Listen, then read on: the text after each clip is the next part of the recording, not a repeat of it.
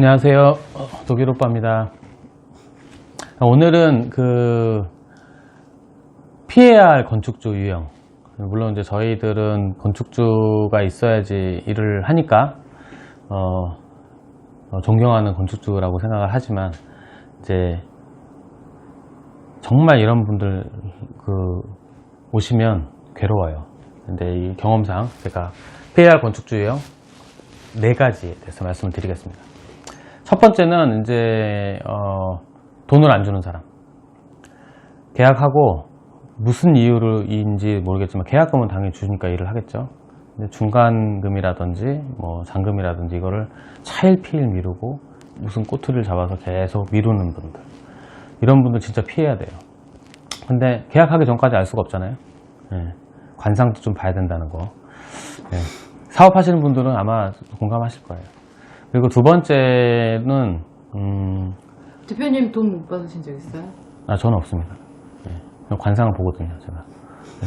계약은 쌍방간에 하는 거니까 이게 가불이 당연히 분명한 일인데 돈을 안 줄 것 같거나 나를 괴롭힐 것 같다 그러면 안 합니다. 네. 그건 어떻게 해요? 태도를 보면 알아요.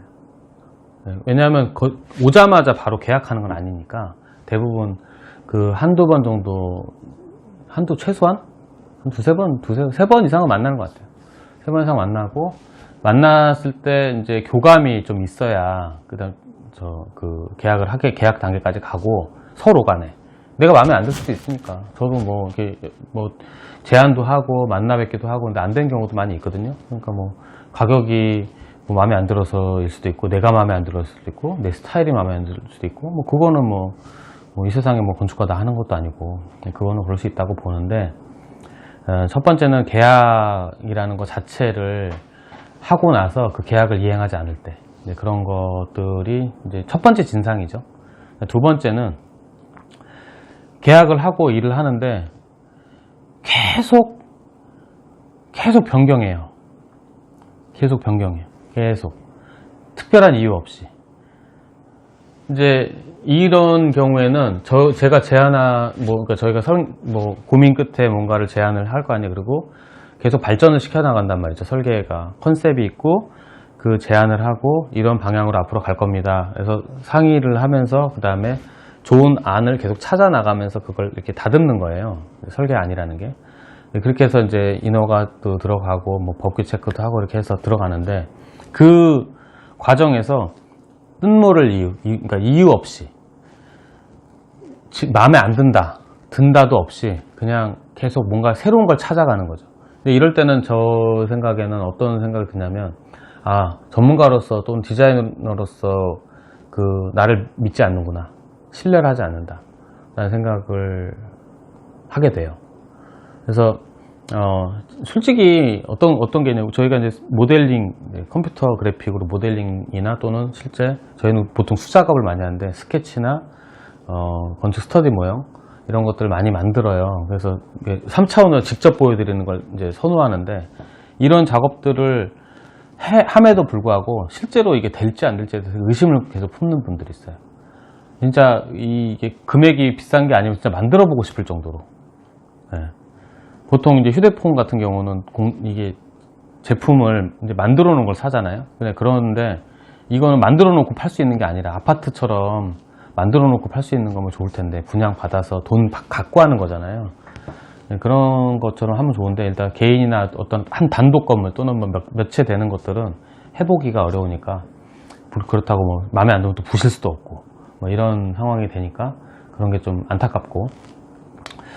이제 세 번째가 있어요. 세 번째가 정말 피말리는 건데 저한테 경험이 한 여러 번 있어요. 이거는 뭐냐면 사람도 좋고 사람 좋아요. 돈도 줄 것 같아. 재산도 있어요. 그래서 이제 이제 규모 검토하고 이제 그 컨셉 좀 잡아 나가는데 얘기가 좀 되는데 계약을 하기로 해요.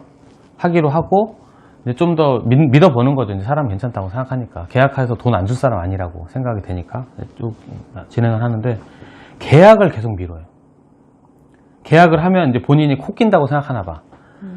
당연하죠. 당연히 이제 일을 해야 되고 계약이라는 거를 해야지 우리가 전에 작업한 게 있잖아요. 계약하기 전에 미리 작업하는 것도 있고 신뢰를 바탕으로. 그런데 계속 계약을 미뤄. 계약서도 몇 번 오고 가고 뭐 견적서도 제안서도 뭐 몇 번 미팅도 몇 번 하고. 그런데 결국에 나중에 가서 계약 조건을 확 바꿔요. 그러면 이제 계약을 못 하는 거잖아요.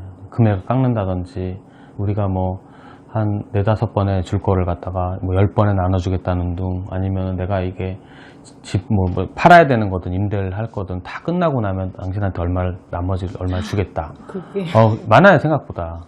물론 그런 일을 내가 안 해서 그런 조건이면 계약 자체를 안 하기 때문에 그래서 미수가 없는 건데, 그런 일을 하는 경우도 있어요. 왜냐면 당장 이렇게 살아야 되니까 계약하고 언젠가 주겠지, 계약서가 있으니까. 이제 이런 것도 다 분쟁의 요인이 되는데,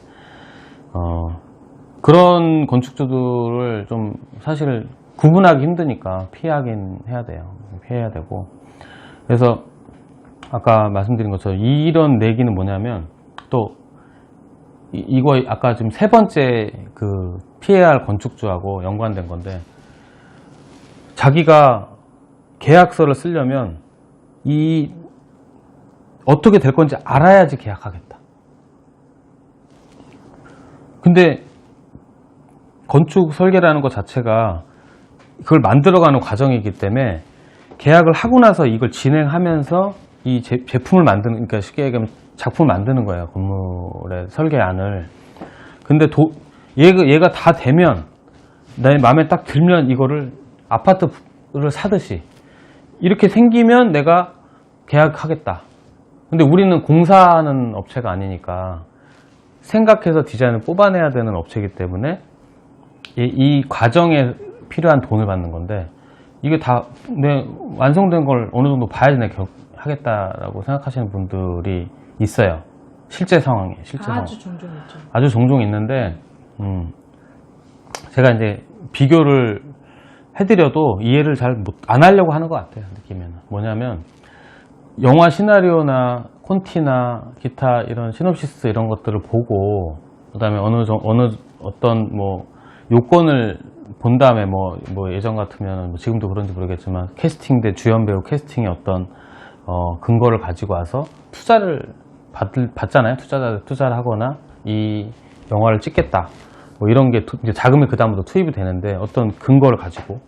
근데 우리가 설계를 할 수 있는 어떤 근거를 마련했음에도 불구하고 다 찍은 영화를 보고 내가 이거를 돈을 투자할지 안 투자할지를 내가 결심하겠다. 이건 잘못된 생각이죠. 혼자 일하는 것도 아니고, 건축 설계라는 게 혼자 일하는 게 아니거든요. 설계사무소에 있는 직원들도 일을 하지만 건축사도 마찬가지고, 그 각계 업체들, 그러니까 뭐 구조 설계사무소, 그다음에 기계, 전기, 통신, 소방, 에너지 관련된 업체 이 전문가들이 다 자격증 가신 분들이 협업해 갖고 만들어내야지 이게 되는 거예요. 공무원들하고 협의도 하고 심의 과정도 있고. 근데 이런 외주비들이 다 포함된 어떤 안을 가져야 하겠다고 하는 건 도둑놈이죠. 제가 볼 때 도둑놈이라고 생각해요. 그런 사람들은 건축이라는 걸 하지 말아야 돼요. 그냥 있는 건물 사지, 땅 사서 뭐 짓겠다고 하지 말아야 돼요. 그러니까 건축사들이나 또는 인테리어도 있잖아요. 이런 분들의 인테리어도 마찬가지.